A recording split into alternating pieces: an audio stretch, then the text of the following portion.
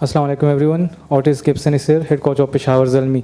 So I request everyone, please ask question related to Peshawar Zalmi and PSL related. Other than that question will be not entertained, and ask related to what his role with Peshawar Zalmi and PSL. So thank you so much, and raise your hand for the question. Hi, this is Faizan from Geo Television. I just wanted to ask you about the transformation of Babar Azam, re-emergence of Babar Azam. How do you see, and what advice did you give him that he is back in form? Well, I don't know about re-emergence. He's obviously one of the best T20 players in the world. The conversation I had with him was, I asked him a question, and I said to him, who is the best T20 batsman in the world? And him and I both agreed that that was Chris Gayle. He's a GOAT. Chris Gale's got 2100s, I think. And then I asked him who was the next best in terms of hundreds, and it was him with 11. I don't know if you know that. So he knows how to make runs in this format. I encourage him to do exactly what he's been doing his whole career. We never talked anything other than how he's going to make runs for the team and help the team win. And we're absolutely delighted with the way he's doing that for us. Hello, Ottis. This is Nourish Khan.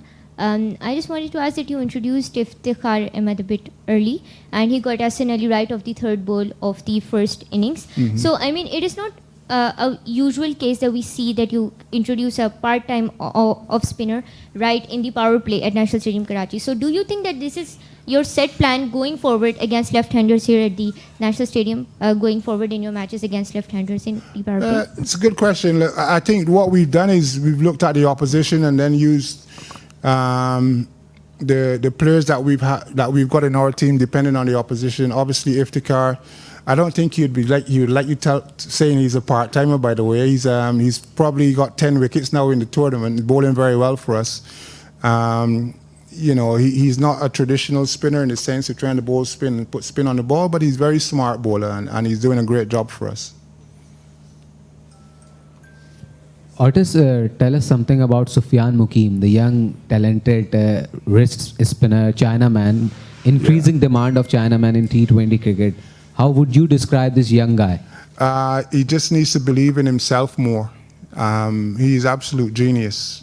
You know, he's a very good bowler. Good control, good skills. In the first couple of games, especially in the first game in Lahore, he's always going to take wickets because not all the batsmen are picking him.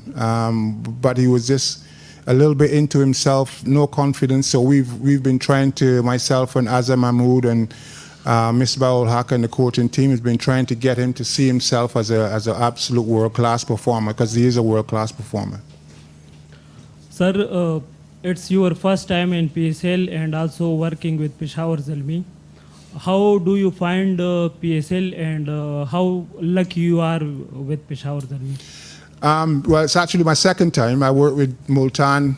I think it was one of the COVID years I worked with Multan. We lost in the finals, so I've always enjoyed coming to Pakistan. I came to Pakistan first time in 1996, West Indies in the World Cup. So I've always enjoyed coming here. I've always enjoyed the tournament. One of the things I enjoy about the tournament is the abundance of talent, natural talent that you guys have here in Pakistan. And to see somebody like young Ali Raza today running in and bowling 148, you know, things like that, you know, pleases my heart, because of course I'm a fast bowling man at heart as well. So to see young Ali Raza, young Bassett, the way he bowled today on his debut, fantastic for us. So we knew that when we missed the experience of the Bangladeshi fast bowlers, I thought, why not introduce these two youngsters today, and they both bowl fantastically well for us. So I'm happy to be here. I'm happy for the position that my team is in and so on, but it's still a long way to go in the tournament yet. I was only about to ask the question about Basit and Ali Raza, but putting more light on it, Basit hasn't got much of experience. He hasn't played first-class cricket.